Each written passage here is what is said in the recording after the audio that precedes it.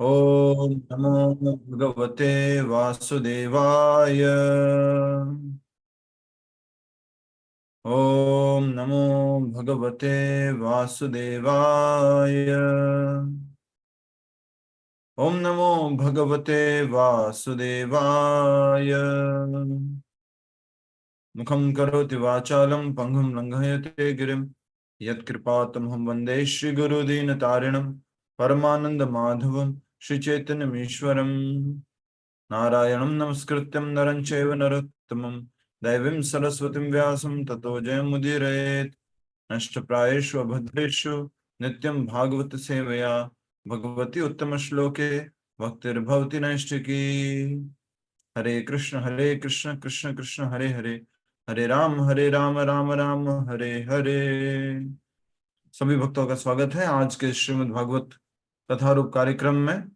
हम वृत्रासुर की कथा के बाद उसी के पूर्व जन्म की कथा महाराज चित्रकेतु की कथा समझ रहे हैं। और चित्रकेतु की कथा समझते समझते हमने एक और कथा बीच में समझी थी जो कि क्लब 84 की थी। 99 क्लब 99 की कथा थी जो हमने समझी थी, क्लब 99 जिसके हम सब लोग मेंबर हैं। और मैंने ये निवेदन किया था कि फिर हमें हरे कृष्णा क्या भगवत गीता का या भागवत का मेंबर बनना चाहिए जिससे कि हम भक्ति में आगे बढ़ सके। तो आप सारे लोग मेंबर है ही है हरे कृष्णा के भागवत के, ये बहुत अच्छी बात है। ठीक है, आज हम आगे पढ़ रहे हैं जहां तक हमने कल किया था वहां से।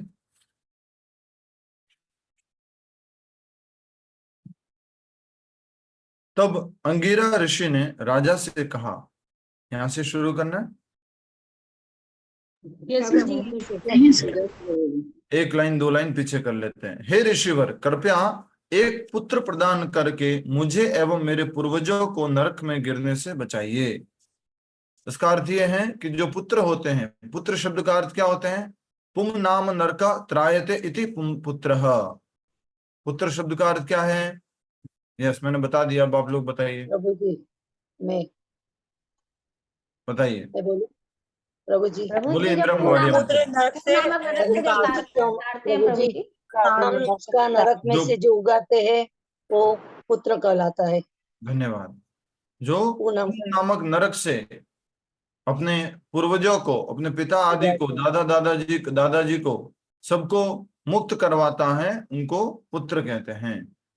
उसको नहीं जो कहाँ लेके जाए, नरक में लेके जाए। आजकल पुत्र किस प्रकार के हो गए हैं? वैसे तो माता पिता अलग रहते हैं, पुत्र अलग रहते हैं उनकी पत्नी के साथ में, माता पिता अलग रहते हैं, पूरा परिवर्तन हो गया है। लेकिन वास्तव में पुत्र जो है आगे पिंडदान क्रिया करते हैं और भी पूर्वजों के लिए तर्पण करते हैं, इसलिए उनका होना आवश्यक था। और इसलिए ये जो चित्रकेतु हैं वो अपने घर पर आए हुए अंगिरा मुनि से निवेदन करते हैं कि हे ऋषिवर, कृपया एक पुत्र प्रदान करके मुझे और मेरे पूर्वजों को नरक में गिरने से बचाइए। राजा के प्रति अत्यंत दारिद्र अंगिरा ऋषि ने एक विशेष यज्ञ का आयोजन किया जिसमें त्वष्टा देवता को खीर का भोग लगाया। तत्पश्चात वह प्रसाद राजा की पटरानी कृतधुति को दिया। पहली पटरानी थी और उसको ही क्यों दिया? तो उसके लिए कहा जाता है वो श्रेष्ठा थी और ज्येष्ठा थी। श्रेष्ठा मतलब कि बहुत अच्छी थी, विद्वान थी, अच्छी समझदार थी, और ज्येष्ठा थी, ज्येष्ठा मतलब सबसे बड़ी थी। इस कारण से कृतद्युति को राजा ने वो खीर दिया। तब अंगिरा ऋषि ने राजा से कहा, आपका यह पुत्र आपके सुख और दुख दोनों का कारण बनेगा और इसलिए इसका नाम हर्ष शोक होगा। तो अंगिरा ऋषि ने भविष्य बता दिया कि बच्चा तो होगा आपके, लेकिन इसका नाम क्या होगा? हर्ष शोक। और ये आपको क्या प्रदान करेगा? हर्ष शोक प्रदायते, हर्ष और शोक दोनों प्रदान करेगा। समझ में आया आपको?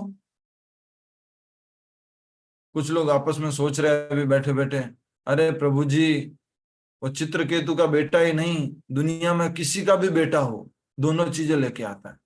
यस और नो? खाली सुख लेके आता है क्या बेटा? नहीं प्रभु जी। दुनिया में कोई भी बेटा हो, कोई भी कुछ भी हो, कोई भी वस्तु हो, वो भी दोनों इनसे लेपन की हुई है, हर्ष और शोक से। मात्र एक चीज नहीं आती है किसी के साथ में, दोनों आता है, खुशी और गम। इसलिए बनाने वालों ने गाना भी बना दिया, कभी खुशी कभी गम। तो ये अंगिरा मुनि ने जो है राजा को कहा, आपके बेटे का नाम होगा हर्ष शोक। हर्ष का नाम, हर्ष मतलब खुशी, शोक मतलब प्रसन्नता, दुख। दुख। ठीक है, आगे बढ़ते हैं। फिर महाराज चित्रकेतु के प्रत्युत्तर की प्रतीक्षा किए बिना ऋषि वहां से चले गए, बिना ये सुने कि ऋषिवर हर्ष शोक क्यों नाम होगा, ऐसा बिना कुछ कहे सुने वो महाराज चित्रकेतु से अंगिरा मुनि वहां से चले गए। यज्ञ प्रसाद खाने के बाद जब रानी कृत्यद्रुति महाराज चित्रकेतु का वीर्य प्राप्त करके गर्भवती हो गई, कुछ महीनों में उसने हर्ष शोक को जन्म दिया। यह समाचार पाते ही संपूर्ण सूरसेन राज्य आनंद में झूम उठा, और राजा का आनंद तो शब्दों की सीमा से परे था। क्योंकि कोई वस्तु, कोई भी बेटा कितने समय बाद मिला है इनको? 1 करोड़ शादी करने के बाद, 1 करोड़ पत्नियों से संबंध रखने के बाद उनको एक पुत्र प्राप्त हुआ है, उसका नाम है हर्ष शोक। तो राजा जो है पूरे के पूरे अपने सूरसेन राज्य में, ऐसा कहते हैं जैसे अभी राइट नाउ भी गुड़गांव में बारिश हो रही है, जैसे गुड़गांव में बारिश हो रही है अभी, वैसे इन राजा ने, चित्रकेतु ने सोने चांदी की बारिश कर दी पूरे राज्य के अंदर। इतना धन संपत्ति बांट दिया कि पूरे के पूरे राज्य में जैसे बारिश हो गई हो धन संपत्ति की, इतना सोना चांदी बांटा। तो राजा की खुशी का कोई आनंद नहीं था, सॉरी, राजा के आनंद का कोई शब्दों से परे था। और सूरसेन और सूरसेन का राज्य पूरा आनंद में झूमने लगा। बेटा हुआ है, बधाई हो, राजा के बेटा हुआ है, बधाई हो। कोई भी आके राजा को ऐसे बोलता था, राजा बधाई हो आपको बेटा हुआ है, राजा ये ले, राजा बधाई हो आपको बेटा हुआ है, ये ले। सबको बांट रहे हैं बधाइयां। स्नान करने तथा सुंदर वस्त्र पहनने के पश्चात महाराज चित्रकेतु ने ब्राह्मणों से बालक के जात संस्कार करने तथा उसे आशीर्वाद देने का आग्रह किया। तत्पश्चात राजा ने ब्राह्मणों को विपुल मात्रा से सोना, चांदी, आभूषण, भूमि तथा 60 करोड़ गाय दान में दी। हरि बोल। पहले धन क्या होता था? वास्तविक धन पहले किसको बोला जाता था? जितनी गाय घर में गाय को, गाय को, गाय और भूमि को। गाय और भूमि को, जितनी ज्यादा गाय है जिसके पास, वो उतना धनवान है। गोधन जिसके पास ज्यादा है वो उतना धनवान है। लेकिन आजकल क्या हो गया है? गोधन तो बिल्कुल कम हो गया है, और कुत्ता धन जिसके पास ज्यादा है वो उतना धनवान है। गुप्ता जी, शर्मा जी, खेमका जी, अग्रवाल जी, गोयल जी, सब लोगों के घर में कौन सा धन आ गया आजकल? कुत्ता धन आ गया। टॉमी कम यार, प्रभु जी को डिस्टर्ब मत कर, इधर आजा, साइड में बैठ जा। सबके घर में दूसरा धन आ गया है। पहले धनवान उसी को कहा जाता था जिसके घर में गोधन हुआ करता था। प्रभु जी कहाँ रखेंगे आजकल गाय? शहरों में अलाउ ही नहीं करते, बाहर निकलवा देते, गवर्नमेंट की पॉलिसी है, कैसे करें? तो ऐसा कहा जाता है कि 2 दोस्त मिलकर के, 4 दोस्त मिलकर, 5 दोस्त मिलकर के, 10 परिवार मिलकर के शहर के बाहर जहां पर अलाउड है वहां पर एक जमीन लेकर के एक गौशाला खोलनी चाहिए, और वहां पर गायों को संरक्षण करना चाहिए। गायों की सबसे बड़ी रक्षा क्या है मालूम है? कोई बता सकता है आप में से? गायों की सबसे बड़ी रक्षा क्या, कैसे हो सकती है? यस बोलिए। कटने से बचाने। वाह क्या बात है, बहुत बढ़िया। यस पूनम माता जी। प्रभु मेरा भी आंसर ये था कि उनको कटने से गलत बचा। उत्तर है। गायों की सबसे बड़ी रक्षा कैसे हो सकती है? गायों को गाय अपने को कचरा पास रखकर नहीं इलाज खाने कर। देना कचरा चाहिए, खिलाया जाए, उनको भोजन दिया नहीं खाने देना चाहिए। जाए, हत्या कचरा बंद नहीं कर खाना दी। देना चाहिए, ठीक बात है। यस भावना जी। हम प्रभु तो गाय हत्या बंद करने से। कुछ से बचाना। प्लास्टिक खाने से बचाने के लिए। प्लास्टिक खाना बचाना चाहिए। भावना जी भी गाय हाथ को खड़ा कर रहे थे आप, आपका उत्तर इसी में गाय से। को गाय को पालने से। उसकी सेवा यस करके प्रभु गाय जी, गाय को को इनसे पालना बचकर चाहिए, हर एक व्यक्ति को गाय को पालना चाहिए। ये सबसे बड़ी गाय की रक्षा है। जब आप पालोगे तो प्लास्टिक नहीं खाएगी, जब आप पालोगे तो रोड पर नहीं भटकेगी, जब आप पालोगे तो गौशालाओं में भूखी नहीं मरेगी। तो सबसे बड़ी गौ रक्षा है कुछ लोग मिल करके ऐसा स्थान लें और वहां पर गायों को रखें। ये सबसे बड़ी रक्षा है। नहीं नहीं ट्रक पकड़वाना रक्षा है, ये करना। अरे ट्रक पकड़वाने की नौबत क्यों आ रही है? कत्ल खाने से बचाने की नौबत क्यों आ रही है? क्योंकि हमने अपने खूंटे से गाय को छोड़ दिया, क्योंकि हमने अपने खूंटे से गाय को छोड़ दिया है, इसलिए वो भटक रही है। ठीक है आगे बढ़ते हैं। तो इस प्रकार हमने देखा कि राजा ने बहुत सोना चांदी वस्त्र आभूषण आदि संस्कार जो ब्राह्मण किए थे उन सबको बांटे और 60 करोड़ गाय दान में दी। जिस प्रकार बादल बिना किसी भेदभाव की पृथ्वी पर जल बरसाता है, महाराज चित्रकेतु ने अपने नवजात शिशु के यश ऐश्वर्य तथा आयु को बढ़ाने के लिए प्रत्येक व्यक्ति को उसकी इच्छुक वस्तु दान में दी। जिसको जो चाहिए था वो दान में दे दिया अपने बेटे के लिए, यश ऐश्वर्य और आयु बढ़ाने के लिए। तब अंगिरा ऋषि ने महाराज चित्रकेतु से कहा था जब अंगिरा ऋषि ने महाराज चित्रकेतु से कहा था कि वह पुत्र उनके हर्ष तथा शोक दोनों का कारण बनेगा, उस समय राजा ने इस कथन पर गहराई से विचार नहीं किया था। राजा ने क्या सोचा, ठीक है बेटा है, सबका होता है, थोड़ा सा मेरा इकलौता होगा, इसलिए इकलौता होने के कारण थोड़ा सा नॉटी होगा, थोड़ा सा वो जो है उत्पाद बचाने वाला होगा, और क्या होगा। ठीक है पुत्र प्राप्ति के विचार से राजा अभिभूत हो उठे थे और उन्होंने सोचा था निश्चित ही पुत्र के जन्म लेने पर हम सबको हर्ष होगा और हो सकता है कि हमारी इकलौती संतान होने के कारण वह थोड़ा अभिमानी बन जाए अथवा वह इतना आज्ञाकारी न हो, परंतु कोई बात नहीं, पुत्र न होने से अच्छा अनाज्ञाकारी पुत्र होना। क्या लिखा है? पुत्र न होने से अच्छा अनआज्ञाकारी, आज्ञाकारी नहीं अनआज्ञाकारी पुत्र। यहाँ पर कुछ माँ बाप बैठे हैं, वैसे तो सब लोगों को मालूम होगा ये कथन, लेकिन बार बार सुनते हैं तो दिमाग में थोड़ा ना स्ट्राइक करता है बार बार सुनने से। तो ऐसा कहा जाता है पूत सपूत तो क्यों धन संचय और पूत कपूत तो क्यों धन संचय। यहाँ में से यहाँ कुछ माताजियां बैठी हुई है प्रॉपर्टीज होल्ड करके, ये प्रॉपर्टी मेरे बड़े बेटे को, ये मेरे इस बेटे को, ये मेरी बेटी को, ये मेरे नाम पे, ये जो है मैं इसको दूंगी, मैं इसको दूंगी, ऐसा करूंगी वैसा करूंगी। कोई प्रभु जी जेंट्स लोग बैठे हुए, ये मेरे बड़े बेटे का, ये छोटे बेटे का, ये इसका वो उसका, इस तरह से सोच करके विचार करके बैठे हुए।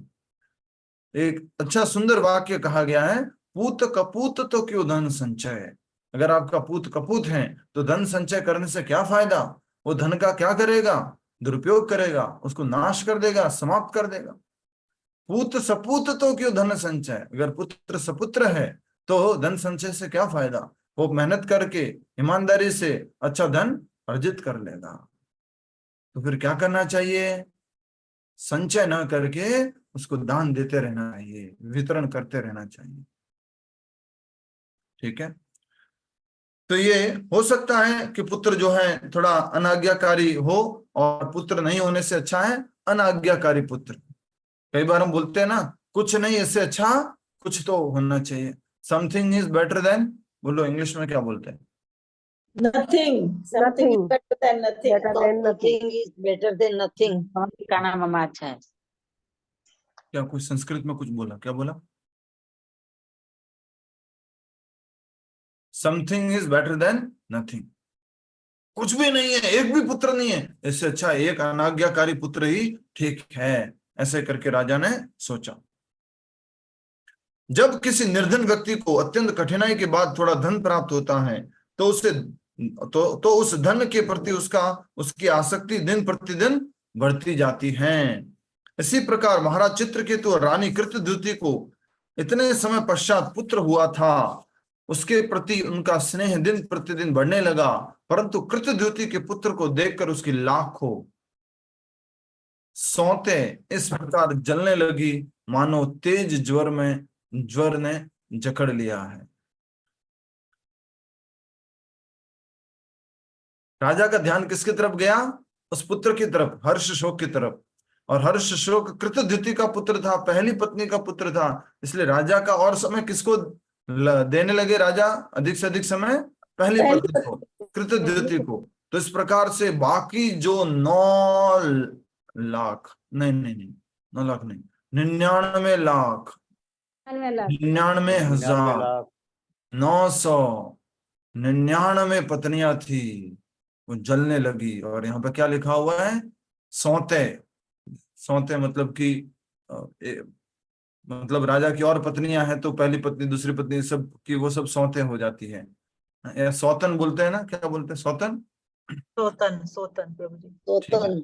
तो सारी की सारी 99,99,999 पत्नियां जो थी राजा की, वो जलने लगी जैसे तेज ज्वर ने जकड़ लिया हो।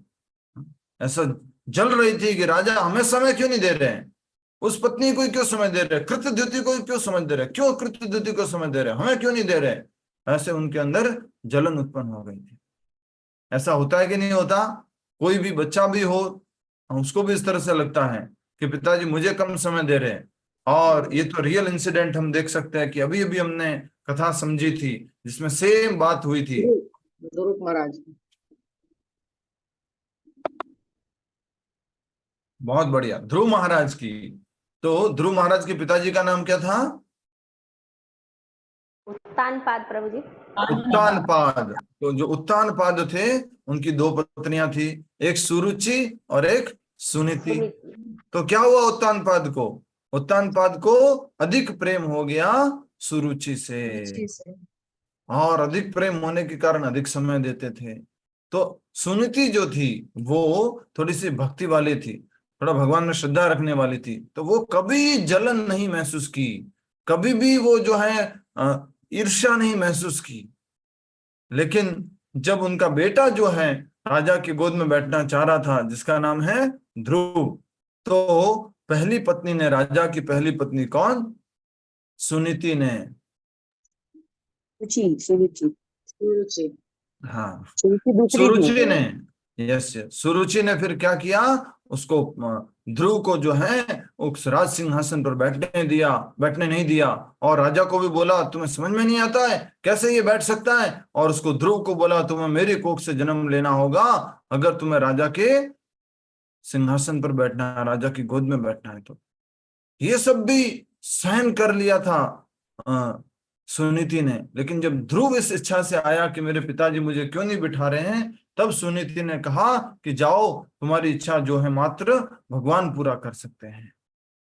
तो देख सकते हैं यहाँ पर बहुत सुंदर बात हमें समझनी है कि राजा की 1 करोड़ पत्नियां थी। यस सुशील जी।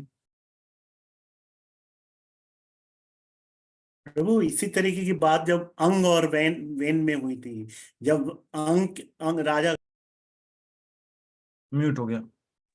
जब अंक यहाँ वेन हुआ था तो उन्होंने बोला था पुत्र ना हो तो एक दुख है, लेकिन खराब पुत्र तो ज्यादा अच्छा है जिससे कि हम घर से आसक्ति मिल सकती है। यस, तो बोल रहे कि पुत्र नहीं है, इससे अच्छा खराब पुत्र चल जाएगा। और वहां के जो ब्राह्मण थे, ऋषि मुनि थे, उन्होंने भी इस बात को लेकर के उन्हें राजा स्वीकार कर लिया था। क्या करें, कोई नहीं है तो। अब जो है हम आगे समझ रहे थे, बहुत सुंदर बात है, सभी लोग इधर अटेंशन पूरा, हरि बोल, हरे कृष्णा। यस, वो राजा की जो पत्नियां थी, 1 करोड़ पत्नियां, आपस में ये भावना रखनी चाहिए थी उनको कि ये हमारे पति हैं, जो भी इनका सुख दुख है वो हमारा सुख दुख है, जो इनका सुख है वो हमारा सुख है। अब जब राजा को पुत्र हो गया तो सभी रानियों को क्या होना चाहिए था? खुश होना चाहिए था कि सॉरी, कि एटलीस्ट हमारे पतिदेव, हमारे राजा को एक संतान तो हुई। इस बात से उनको खुशी होनी चाहिए थी।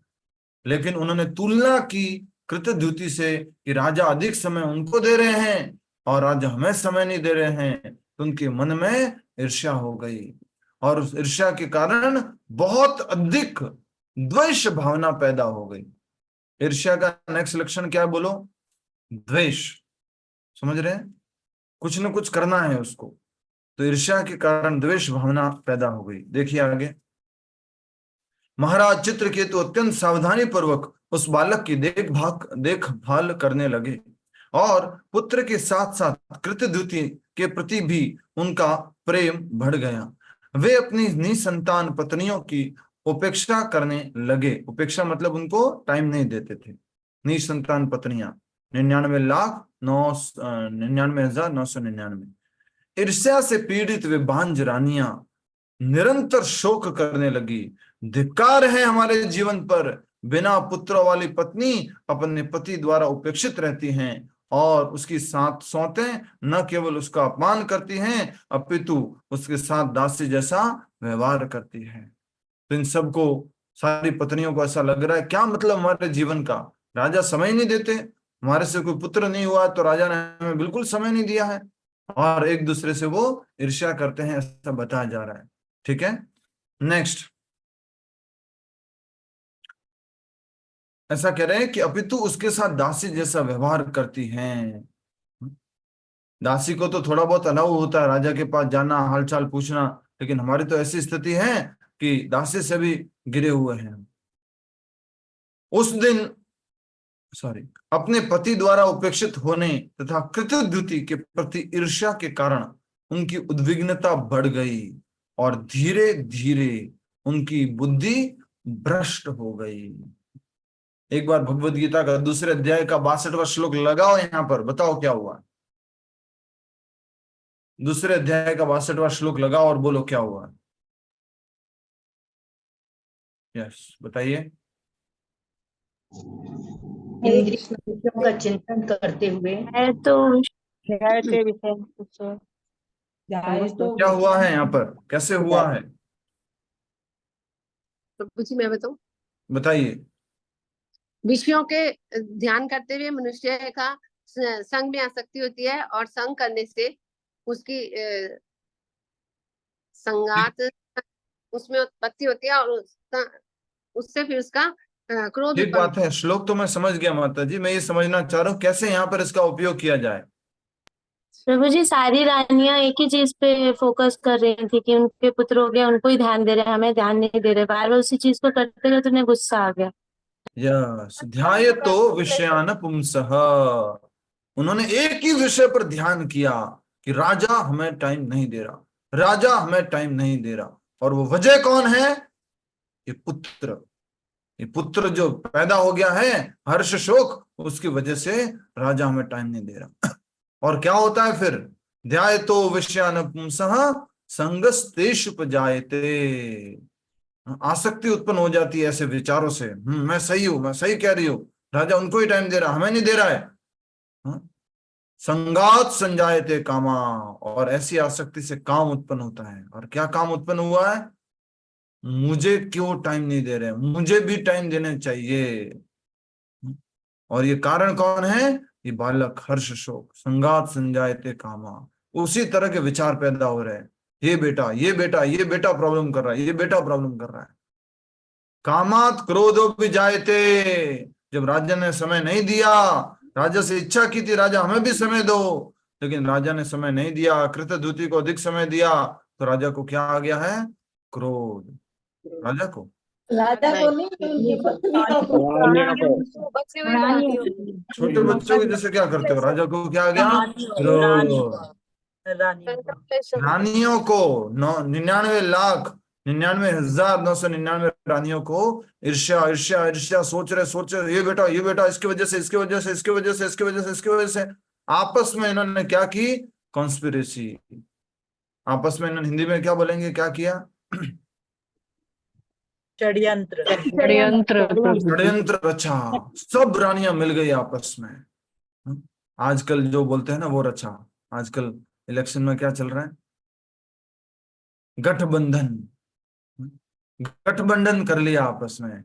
बोले ये कृतद्युति अकेले को समय दे रहे हैं, हमें समय नहीं दे रहे। सब लोग आपस में जुड़ गए। पहले एक दूसरे को थोड़ा सा बोलते थे, एक दूसरे के प्रति थोड़ा अलग अलग व्यवहार था, लेकिन अब लक्ष्य एक है, तो सभी लोग आपस में गठबंधन कर लिए, षड्यंत्र कर लिए। और देखिए क्या होता है, कृतद्युति के प्रति ईर्ष्या के कारण उनकी उद्विग्नता बढ़ गई और धीरे धीरे उनकी बुद्धि भ्रष्ट हो गई।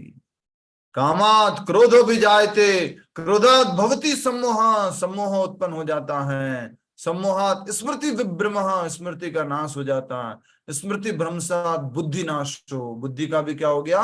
नाश हो गया। क्या सही है क्या गलत है बिल्कुल मालूम नहीं पड़ रहा। अभी बस एक ही चीज देख रही है कि हर्ष शोक ये बेटा जो है ना, इसकी वजह से राजा हमें टाइम नहीं दे रहा। निज स्वार्थ, अपना स्वार्थ दिख रहा है। अब स्वार्थ में व्यक्ति कई बार इतना अंधा हो जाता है कि वो क्या करता है? दूसरे की जान ले लेता है। आप लोग डेली न्यूज़पेपर में पढ़ते ही हैं अलग अलग तरह के केस। मैं मेंशन नहीं करना चाहूंगा किस प्रकार से जब कुछ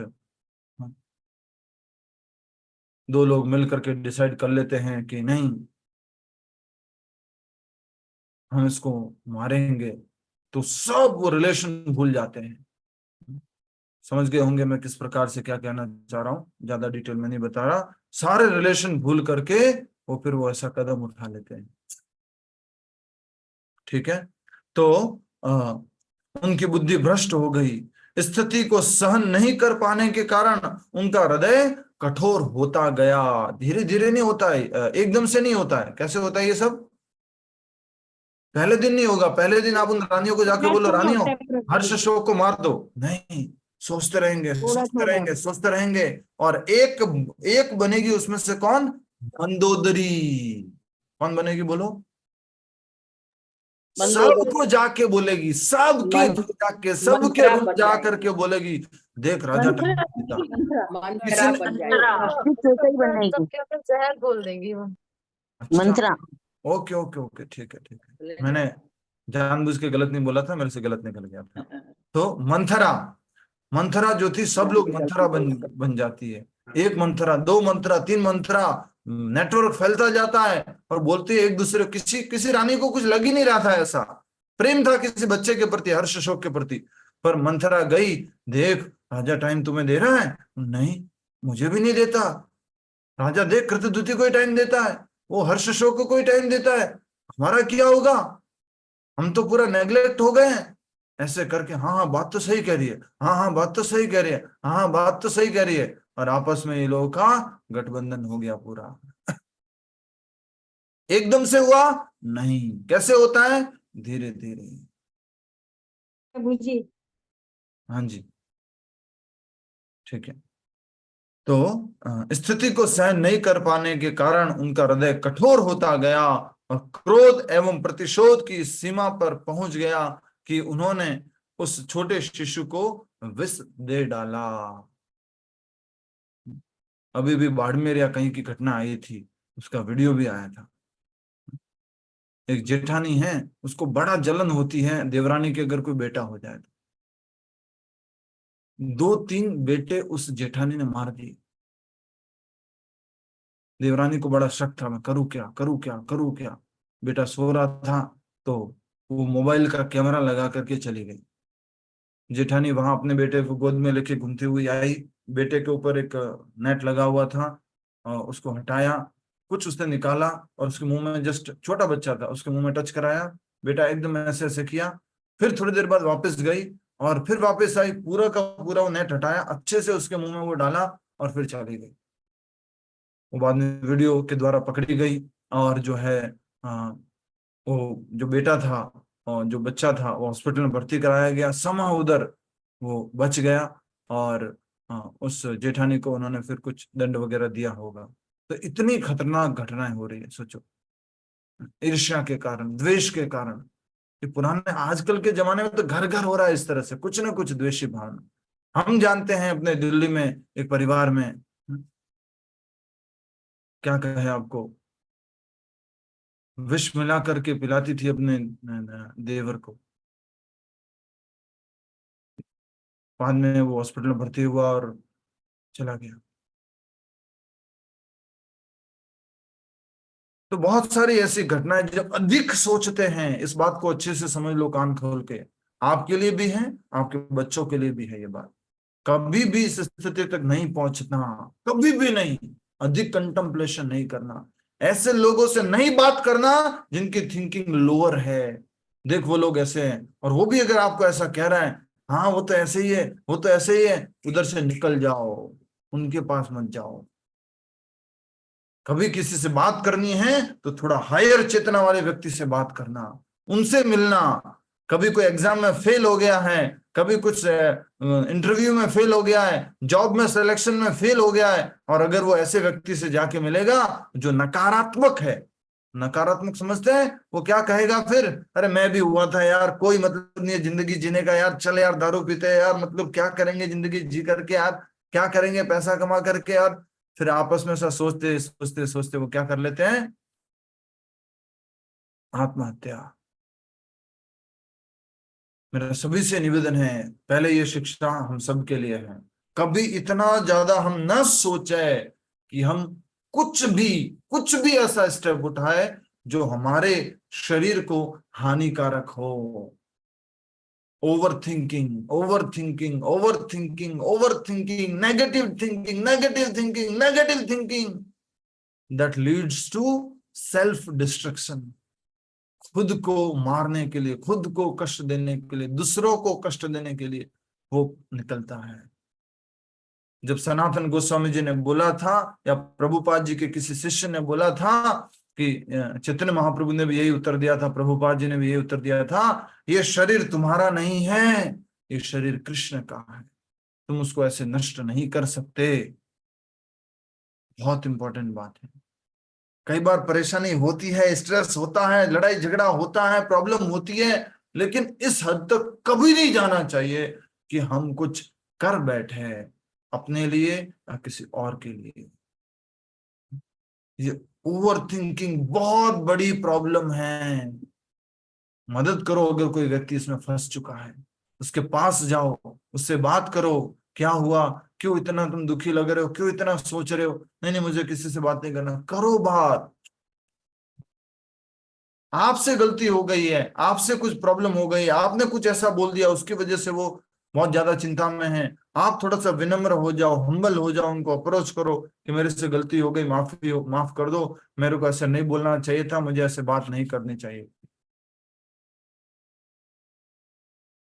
संबंध टूटने से, जीवन समाप्त होने से कई कई कई कई ज्यादा इंपॉर्टेंट और कुछ नहीं है, उससे इंपॉर्टेंट कुछ नहीं। संबंध को बचाना है, जीवन को बचाना है।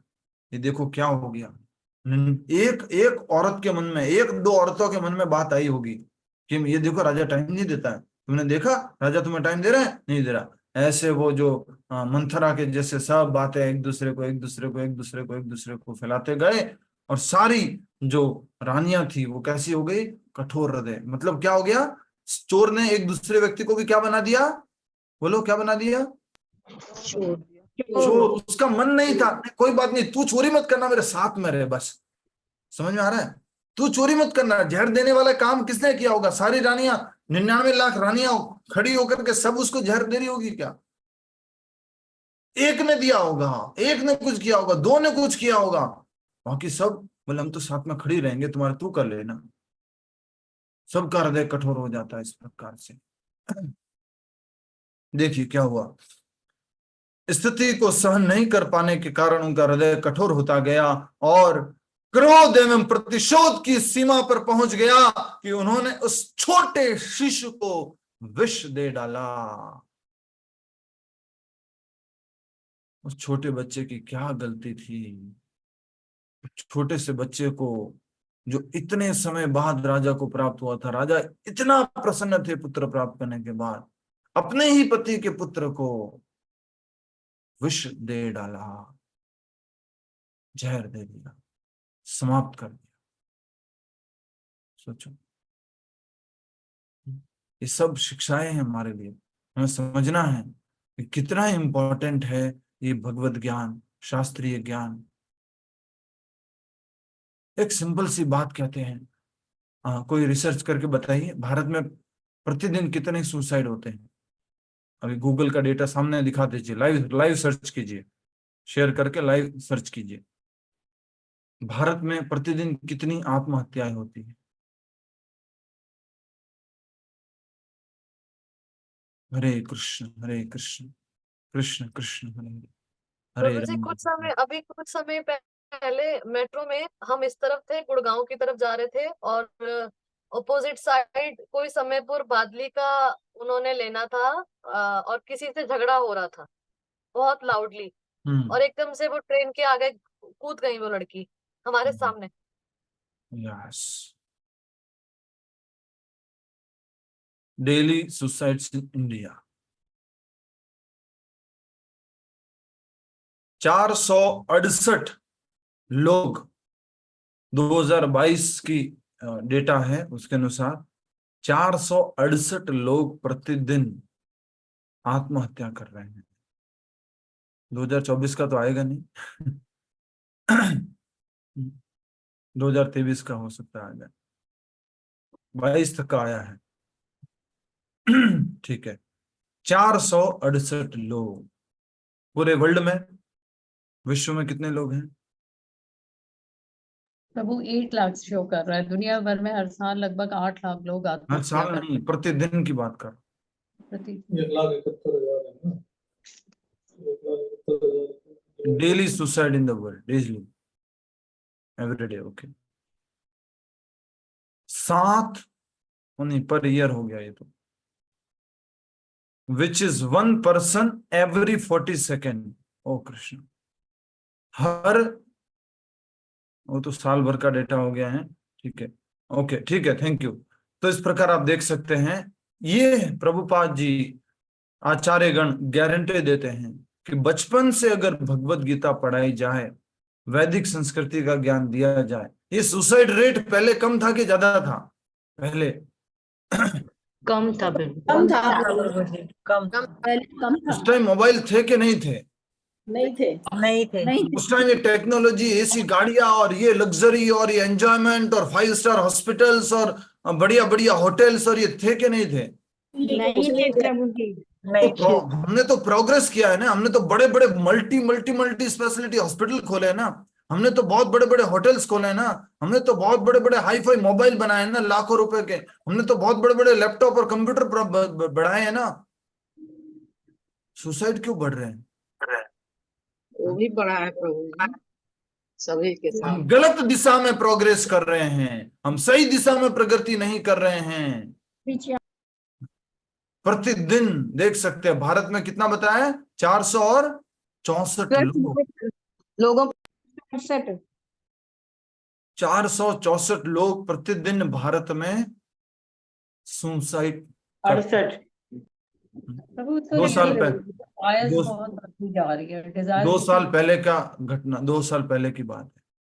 हम ये गारंटी देते हैं कि अगर बचपन से भगवत गीता पढ़ाई जाएगी तो ये आंकड़ा प्रतिदिन पूरे भारत में 464 से लेकर के बढ़ चढ़ के भी कुछ बात कर ले 40 से अधिक नहीं होगा। हम जस्ट थोड़ा सा रिजर्व लेके चल रहे हैं, हायर साइड में चल रहे हैं। इतनी जाने बच जाएगी, 400 जाने प्रतिदिन बचेगी अगर भगवत गीता को बचपन से पढ़ाया जाएगा। वेरी वेरी वेरी इंपॉर्टेंट चीज है ये, सब भूलते जा रहे हैं। नहीं, प्रोग्रेस मतलब बड़े हॉस्पिटल, प्रोग्रेस मतलब बड़े होटल्स, प्रोग्रेस मतलब बड़े घर। क्या सुसाइड रेट कम हो गया या बीमारियां कम हो गई है? बोलो, बीमारियां कम हो गई क्या? बीमारियां बढ़ गई। रेप कम हो गए क्या? रेप बढ़ गए हैं। टेररिज्म कम हो गया क्या? बढ़ गया है। साइबर क्राइम कम हो गया क्या? बहुत बढ़ गया है साइबर क्राइम। प्रतिदिन किसी न किसी का फोन आता होगा, आपके पापा को पेटीएम में पैसे चाहिए, हाँ वो अभी आपको फोन नहीं कर पा रहे, कृपया मैं स्कैन कोड भेज रही हूँ, उसमें आप भिजवा दीजिए। Fraud calls. हरे कृष्णा प्रभु जी, हाँ। कल मैं खुद 22,000 रुपए से बचा था फ्रॉड से। बाल बाल बच्चे 22,000। हनुमान निकेतन का मैं 3 दिन का बुक कराया था ऑनलाइन मेरे हाँ। डॉक्टर साहब के साथ, तो बार बार उसको बुक कर दिया उसने और बोला ये पैसा भेजो, तो उसने 5 मिनट की देरी कर दी, तो 2 बार फोन आ गया, वो समझ गया ये फ्रॉड है। फट उसने कहा पुलिस को इत्तला करता हूँ, फोन बंद कर दिया और पैसे हमारे बच गए। हाँ, बहुत बहुत फ्रॉड हो गया, बहुत फ्रॉड हो गया। बहुत फ्रॉड चल रहा है। तो क्या हमने ये प्रोग्रेस की है? ये प्रोग्रेस है क्या? पहले ईमानदारी ज्यादा थी, क्या अब ईमानदारी ज्यादा है? पहले ज्यादा थी। पहले चोर को पहचानना बहुत इजी होता था, पहले इंसान को पहचानना बहुत इजी होता था। आजकल चोर कैसा है? एकदम सूट टाई बूट पैंट है, बढ़िया एकदम फर्स्ट क्लास, और ऐसा चोरी करेगा ना कुछ मालूम ही नहीं पड़ेगा।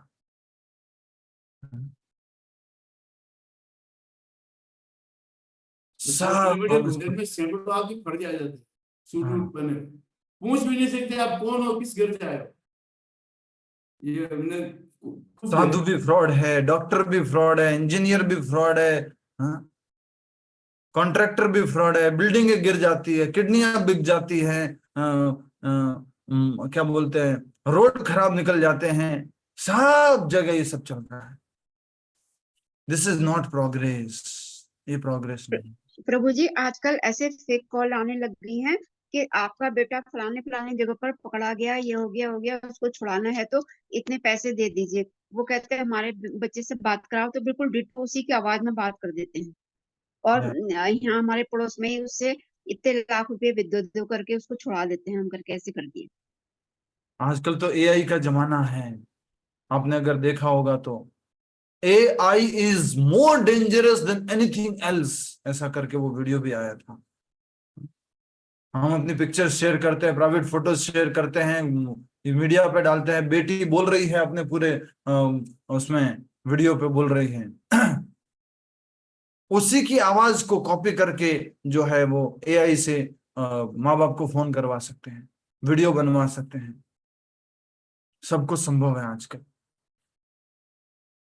इसलिए हम सबको सोचना चाहिए, समझना चाहिए कि हमें कभी भी इस हमारी संस्कृति से दूर नहीं जाना है, हमारे आत्मज्ञान वाले चिंतन से दूर नहीं जाना है।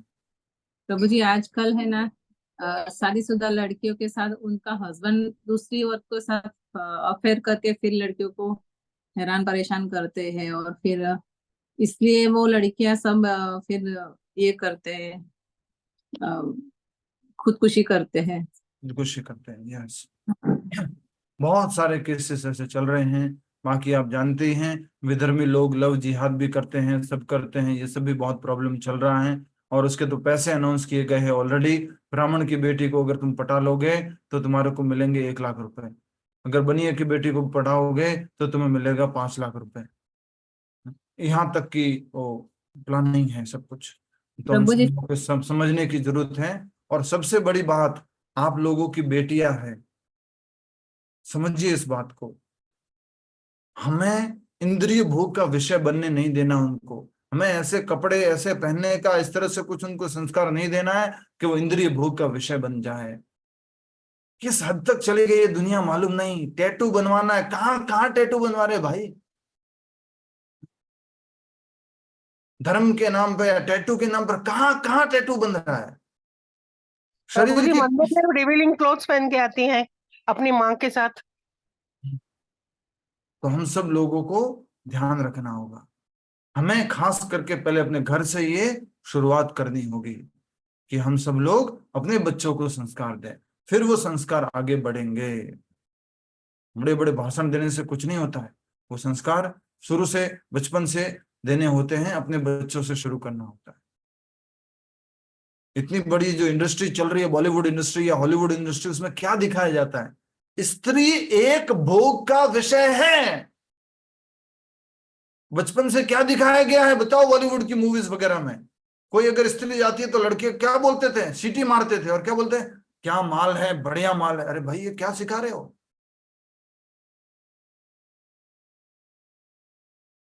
भोग का विषय से बनाना सिखा दिया है। और आजकल लड़कियों को भी क्या आता है, मजा आता है कि मुझे कोई ज्यादा ऐसा बोले, मुझे कोई वैसा बोले, ये करे वैसा करे।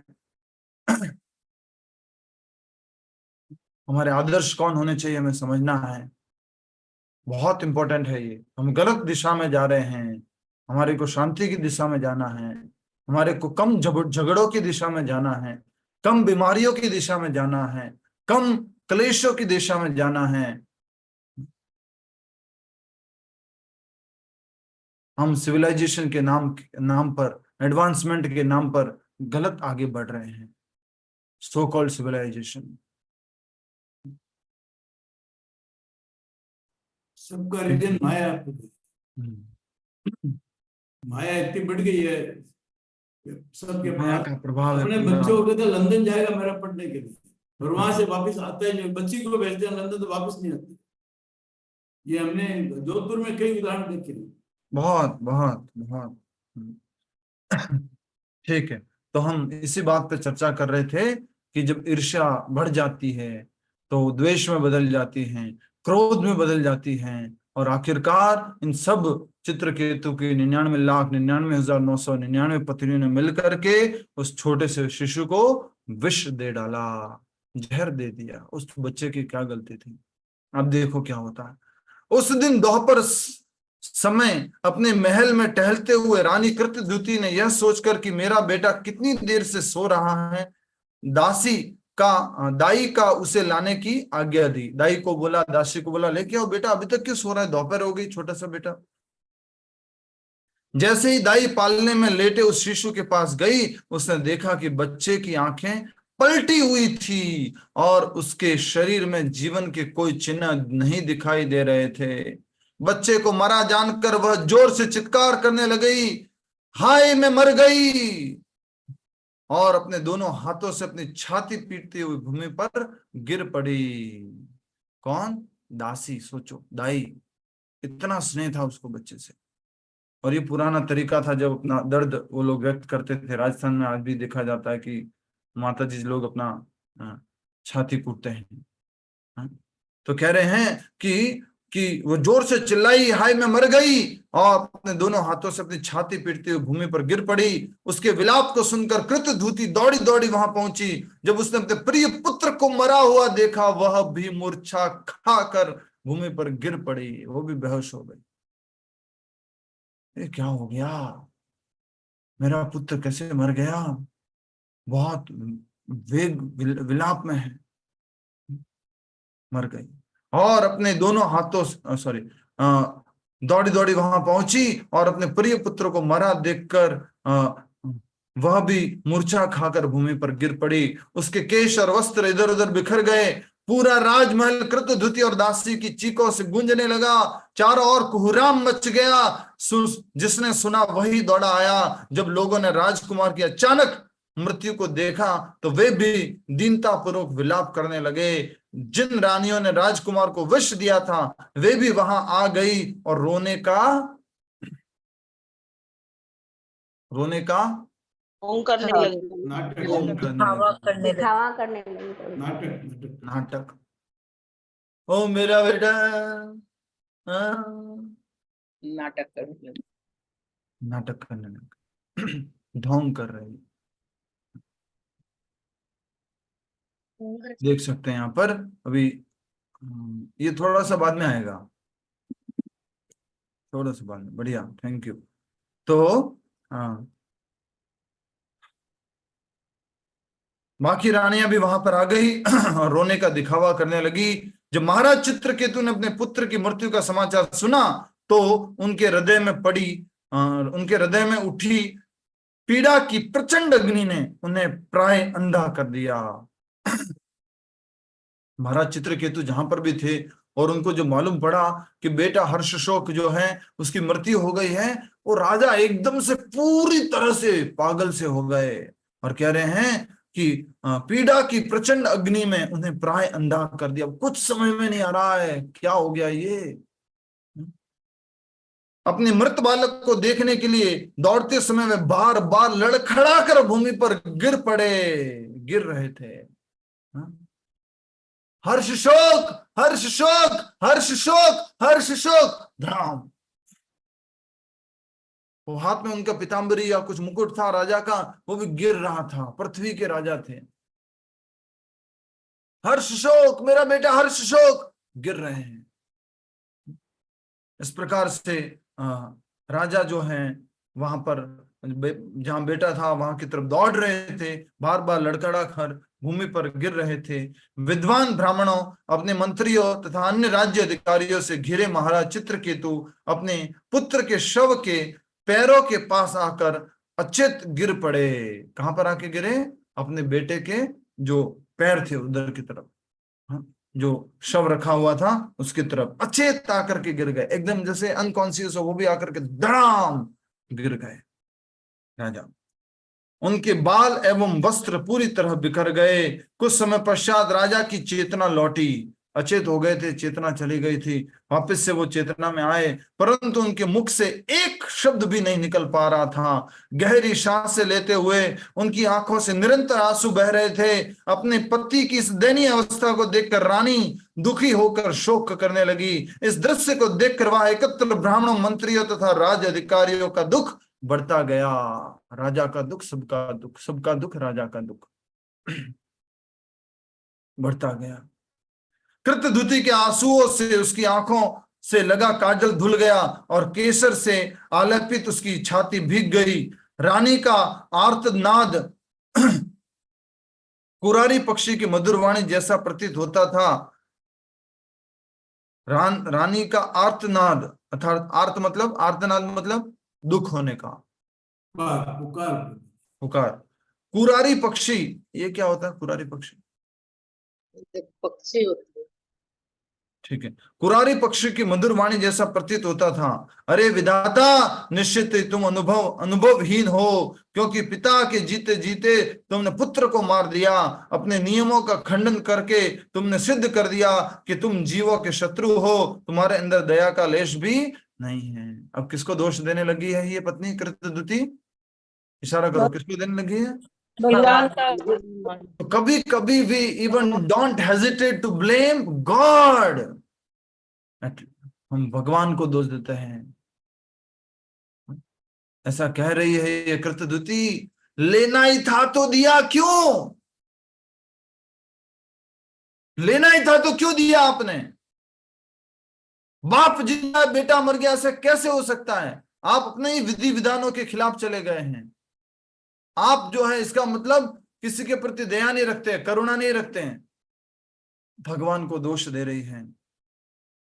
अपने नियमों का खंडन करके तुमने सिद्ध कर दिया कि तुम जीवों के शत्रु हो, तुम जीवों के शत्रु हो, तुम्हारे अंदर दया का लेश भी नहीं है, तुम दयावान नहीं हो। अभी किसी के मन में आ सकता है कैसे भगवान के लिए बोल सकती है? ऐसे नहीं बोलना चाहिए ना। जब खुद के साथ ऐसी घटना घटती है ना, तब ऐसा होता है। और तब क्या बोलती है माता लोग या प्रभु जी लोग? प्रभु जी अब भगवान से विश्वास उठ गया, अब हम नहीं है, अब मंदिर नहीं आएंगे, अब नहीं आएंगे, बस विश्वास उठ गया हमारा। हमारी क्लास में भी एक माता जी आया करती थी, बेटे की मृत्यु हो गई, बहुत दुखी रहती थी, भगवान से विश्वास उठ गया। तो यस, ऐसा होता है जब कोई व्यक्ति भक्ति करता है, भगवान में विश्वास रखता है, और उसके बाद अगर उनके कुछ परिवार में किसी बेटे आदि की मृत्यु हो जाती है, उनको बहुत दुख होता है, और वो आखिरकार भगवान को उसके लिए दोषी ठहराते हैं। हे भगवान, तुम यह तर्क दे सकते हो कि चूंकि प्रत्येक जीव अपने कर्मों के अनुसार जीता मरता है, इसलिए ऐसा कोई नियम नहीं है कि पिता के सामने पुत्र की मृत्यु हो सकती है। तो ऐसा कोई नियम नहीं, आप ये तर्क दे सकते हो कि पिता जिंदा है तो पुत्र नहीं मर सकता, आपका ये तर्क हो सकता है कर्मों के अनुसार। परंतु यदि कर्म और उसके नियम इतने शक्तिशाली हैं कि वे जन्म मृत्यु को भी नियंत्रित करते हैं, तो फिर तुम्हारे ईश्वर होने की क्या आवश्यकता है? अगर कर्म इतने बलवान हैं तो तुम ईश्वर क्यों हो? क्या कर्म तुम्हारे से भी बलवान है? क्या कर्म ज्यादा प्रधान है? तुम्हारे से भी बड़े हो गए कर्म, तुम्हारा कोई रोल नहीं है ईश्वर होने के नाते? ऐसे करके कृतधुति भगवान को दोषारोपण कर रहे हैं। इस पर भी तुम ये तर्क दे करोगे ये सब कैसे चल रहा है? बोलो, ये सब बातें कैसे चल रही है? कैसे चल रही है बातें? जिनसे सामने भगवान और उनसे भगवान को दोष अंदर अंदर रोते हुए और रोते हुए भगवान को दोष दे रही है और आपस में आर्ग्यूमेंट भी कर रही है। हाँ, इसका उत्तर आप ये दे सकते हो, भगवान, हाँ, क्योंकि भौतिक प्रकृति के रूप में, भौतिक प्रकृति स्वतंत्र रूप से कार्य करने की शक्ति नहीं है, इसलिए ईश्वर की आवश्यकता है। आप ये तर्क दे सकते हो कि मैं कर्मों को तो हैंडल नहीं करता, लेकिन प्रकृति अपने आप नहीं चलती है, इसलिए मैं तो चाहिए, मेरा होना तो आवश्यक है। परंतु मैं इसका भी खंडन करती हूं, यदि कर्मों के नियम तुम्हारे द्वारा बनाए गए पारिवारिक स्नेह बंधनों को तोड़ते रहेंगे, तो कोई भी अपने बच्चों का स्नेह पूर्वक लालन पालन नहीं करेगा, वे सब उनकी उपेक्षा करने लगेंगे। फिर तो कोई भी अपने बच्चों से प्रेम नहीं करेगा, ये सोच के कि कभी भी मर जाएगा। फिर तो आपके कोई नियम ही नहीं है, पिता के होते हुए पुत्र कैसे मर गया। ये वाले बार बार आप पढ़िएगा, 2-3 बार पढ़ना, आपको समझ में आएगा।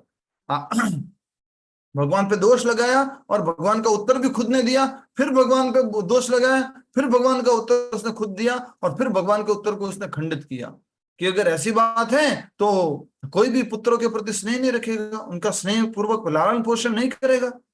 क्या मतलब है आपके भगवान होने का?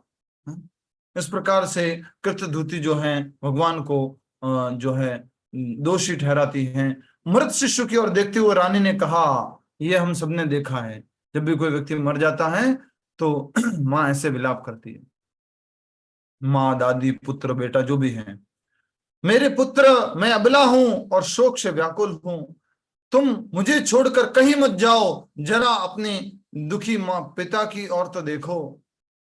आपने देखा ऐसा? देखा है किसी की मृत्यु होती है तो ऐसे बोलते हैं ना, अरे बेटा मत जा, कहाँ जा रहा है तू, देख, मत छोड़ के जा, देख तो मेरे पिताजी की तरफ देख तो सही, क्या हालत है उनकी, वापिस आ जा।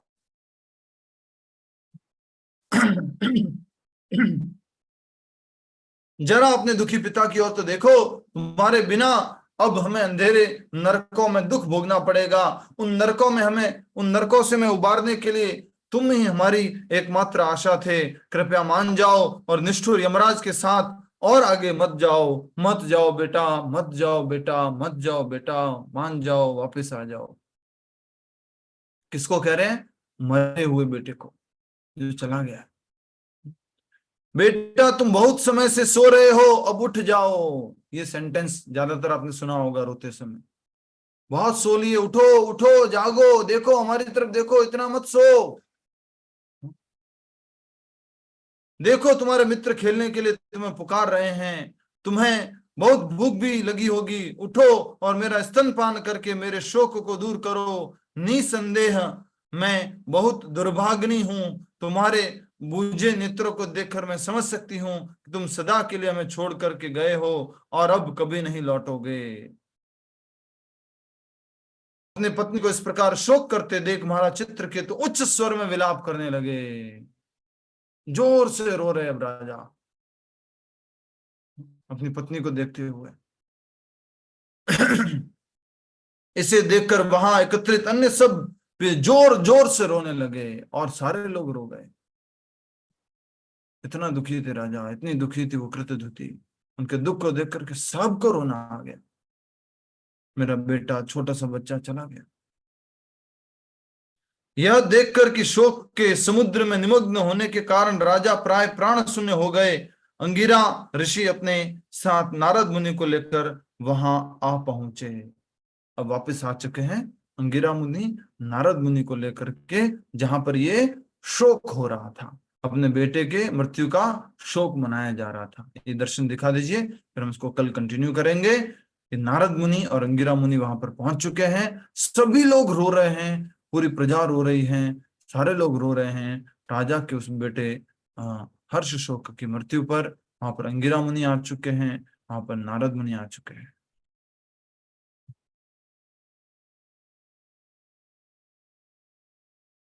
ये आपको बेटा खड़ा हुआ दिखाई दे रहा है, जो हम कल समझेंगे क्या हुआ था ये, और बाकी सब लोग रो रहे हैं, ये आपने देख लिया।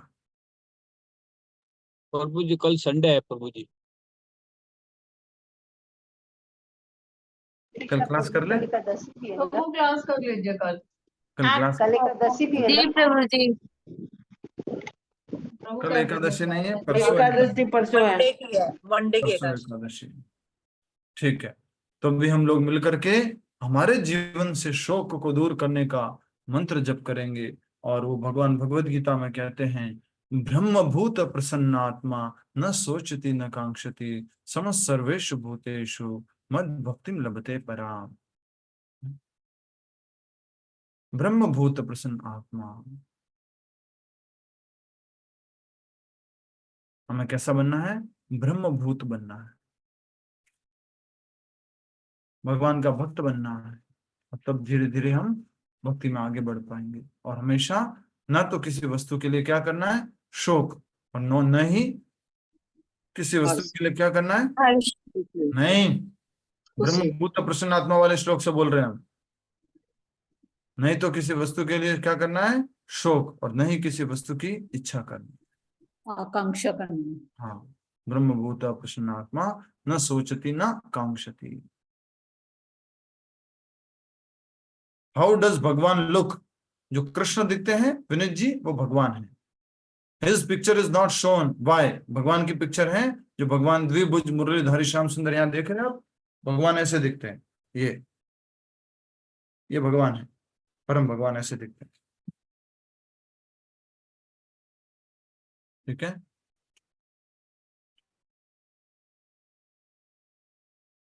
हरे कृष्णा। ओवर थिंकिंग नहीं, नेगेटिव थिंकिंग नहीं। किसी भी प्रकार की कोई भी समस्या हो, हर समस्या का समाधान हो सकता है। बात करनी चाहिए, समस्या को आपस में सुलझाना चाहिए। अपनी अपनी माला ले लीजिए, जप करते हैं, और हम हमेशा के लिए शोक से मुक्त हो सकते हैं। हरे कृष्णा प्रभु जी। यस माता जी, हरे कृष्णा। दंडवत प्रणाम प्रभु जी। दंडवत प्रणाम माता जी। प्रभु जी, जैसे मेरे हस्बैंड बोल रहे थे कि है ना, उनको टाइम नहीं मिलता ऑफिस में माला करने का, चैंट करने का, ऐसे तो प्रभु जी क्या उससे कर सकते हैं? काउंटर से वो जो आता है ना, वो काउंटर आता है ना प्रभु जी, हाथ में रखने कर वाला। सकते हैं माता जी। ठीक है प्रभु जी, हरे कृष्णा। बट नियम पूर्वक माला के ऊपर भी करें, कम से कम 1 2 3 4 माला जो भी है मिनिमम फिक्स करके वो अपनी माला के ऊपर भी करनी है। ठीक है प्रभु जी, घर हरे पे करो, उठते ही करो, कैसे भी करके करो। यस, हरे कृष्णा। और कोई? माला पे जरूरी होती है ना करनी फिर? माला पे जरूरी है ना प्रभु जी करनी, उससे करे या ना करें? नहीं, माला पे कम से कम फिक्स नंबर रख दीजिए कि मुझे 4 माला करूंगा तो माला के ऊपर करूंगा, बाकी जो एक्स्ट्रा कर रहे हैं वो काउंटर पे कर सकते हैं। ठीक है प्रभु जी, ओके, हरे कृष्णा प्रभु जी, दंडवत प्रणाम। धन्यवाद। यस, और कोई नेक्स्ट? प्रभु जी कल क्लास होगा? कल क्लास नहीं होगी। Thank you.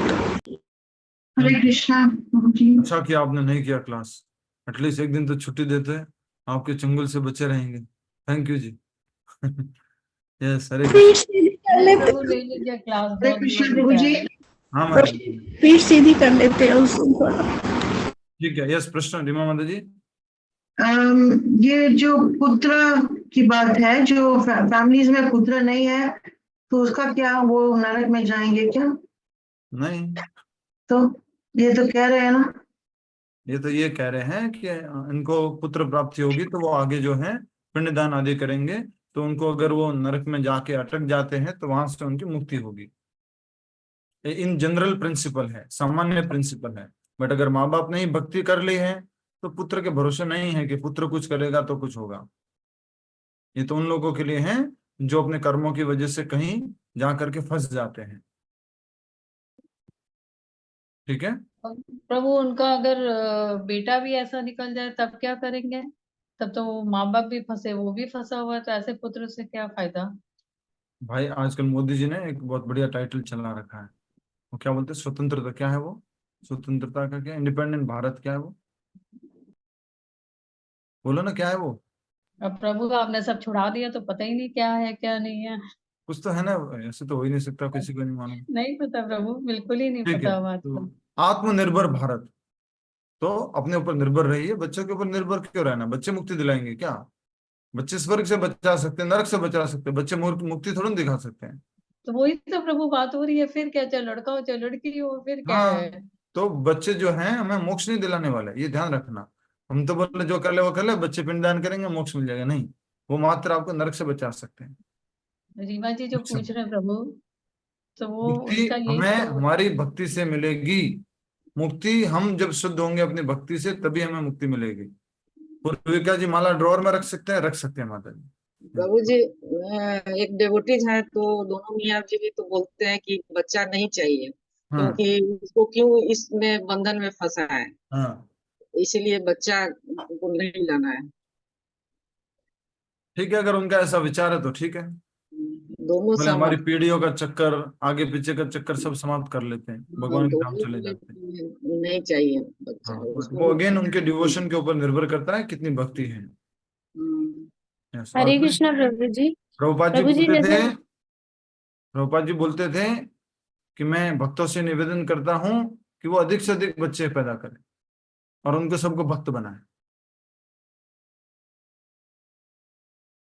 ठीक है, यस माता जी। हरे कृष्ण, हरे कृष्ण प्रभु जी। जैसे इसमें हर्षा शोक की कथा सुन रहे हैं हम, तो उसमें एक चीज समझ में आ रही है कि जो चीज भगवान नहीं देते हैं या जो चीज हमारे लिए अनुकूल नहीं है वो नहीं देते हैं, तो उसे ऐसे ही एक्सेप्ट करना चाहिए, बहुत ज्यादा प्रयास नहीं करना चाहिए ना। हमें उसके लिए ओवर एंडेवर नहीं करना है। प्रकृति के नियम के अनुसार हमें अगर कुछ नहीं मिल रहा है, थोड़ा बहुत प्रयास कर लिया, उसके बाद ओवर एंडेवर में नहीं फंसना है। IVF कर लेते हैं और वो कर लेते हैं और ये कर लेते हैं, ऐसे कर लेते हैं और वैसे कर लेते हैं। स्वीकार कर लो, जैसे मिला है वैसे स्वीकार कर लो। प्रभु मेरी एक फ्रेंड थी, उसके कोई भी बच्चा नहीं हुआ, सब कहते थे तो कि अडॉप्ट कर लो, कहती थी नहीं, जब भगवान ने नहीं दिया तो मुझे अडॉप्ट भी नहीं करना, जो है बस ऐसे ही ठीक है। यस, ठीक है, बहुत बढ़िया। हरे कृष्णा। पर वो भक्ति प्रभु करनी जी, चाहिए, ऐसे नहीं कि दी डॉक्टर जो IVF का काम कर रहे थे, also doing wrong work. Yes, They are using the medicines, they are in a very wrong way. क्या करें, कहीं तो उनको कुछ तो करना है, लोगों को मदद, डॉक्टर का नाम सफल करना है उनको, तो लोगों को मदद कर रहे हैं बहुत ज्यादा। कोई ऐसे पीड़ित माँ बाप है जो चाहते हैं पुत्र पुत्री, तो उनको दूसरे तरीके से करके देते हैं। तो गवर्नमेंट ने एंडोलॉजी डिपार्टमेंट खोल रखा है पूरा। यस, ठीक है, और कोई?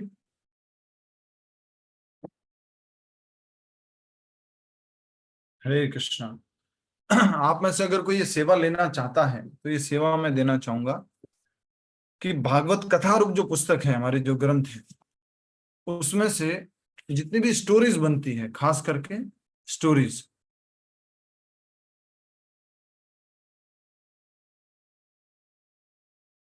ये किसने शेयर किया है? इतनी कहाँ जरूरत आ पड़ी अभी शेयर करने की?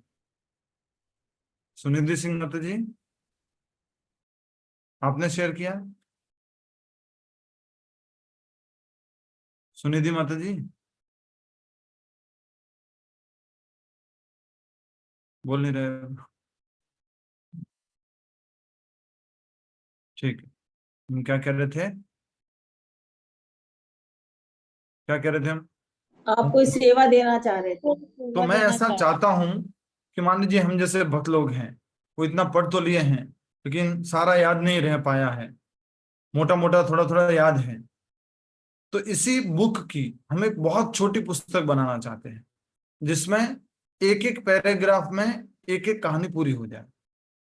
भले उसमें ये परंपराएं नहीं बताइए, इसका बेटा ये, उसका बेटा वो, जो जो कहानी है, जहां जहां कहानी हुई है, जहां भक्त का वर्णन है, छोटा छोटा एक एक पैराग्राफ, और फिर हम इसके ऊपर एक वीडियो बनाएं, एक एक मिनट के, 1.5 मिनट के वीडियो बनाएं, और पूरी की पूरी एक भागवत की पूरी सीरीज बना दें, जिससे कि हमारे लिए बहुत इजी हो जाएगा। हम जो है आसानी से रिवाइज कर पाएंगे, दोबारा से सुन करके पूरी कहानी याद आ जाएगी, और जब इच्छा होगी कुछ भूल जाएंगे तो पूरा उसको पढ़ लेंगे।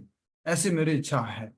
ऑलरेडी छोटा कर रखा है, कथा रूप में छोटा कर रखा है, बहुत छोटा कर रखा है, और थोड़ा सा छोटा कि भाई ध्रुव की कहानी है तो एक बार एक उत्तानपाद राजा थे, उनकी 2 पत्नियां थी, एक सुरुचि एक सुनीति, और जो राजा जो है सुरुचि से अधिक प्रेम करते थे, सुरुचि के बेटे को अधिक प्रेम करते थे। तो एक दिन जो है ध्रुव को जो है उन्होंने बैठने नहीं दिया ध्रुव को। उनकी माता ने बोला तुम्हें भगवान की कृपा होगी तभी तुम उनके उसमें गोद में बैठ पाओगे। ध्रुव ये सुन करके वन में निकल गया। 6 महीने उन्होंने तपस्या की और 6ठे महीने भगवान ने उनको दर्शन दिए और उनको फिर बहुत बड़ा साम्राज्य ध्रुव राज्य आदि प्राप्त हुआ। इस प्रकार से ध्रुव की कथा शॉर्ट में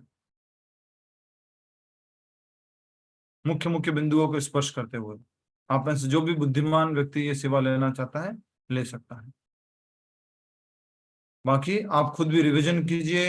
अभी भी हमने वो वृत्रासुर वाली पीडीएफ भेजी थी, किस किसने देखी है? वृत्रासुर के श्लोकों वाली पीडीएफ भेजी थी।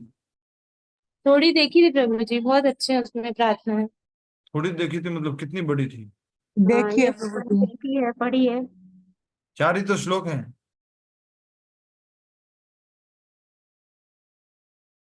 वृत्रासुर की प्रार्थना है, ग्रुप में भेजा हुआ है, देख लिया करो भैया, देख लिया करो, थोड़ा सा समय निकालो। रिकॉर्डिंग कर रहे हैं, यूट्यूब पे डाल रहे हैं, मेहनत हो रहा है ना। जूम क्लास करनी है, इनकी सारी व्यवस्था करनी है, अरेंजमेंट कर रहा है, मेहनत होती है इन सब में। कोई भी काम करने में मेहनत लगती है, तो आप सब लोग सहयोग करेंगे तो अच्छा रहेगा। आपके लिए कर रहे हैं ये सब कुछ। आपका भक्ति में उत्थान होना चाहिए, आप धीरे धीरे 16 माला पर पहुंचने चाहिए। ठीक है, धन्यवाद। हरे कृष्णा, जय श्री प्रभुपाद, हरि बोल।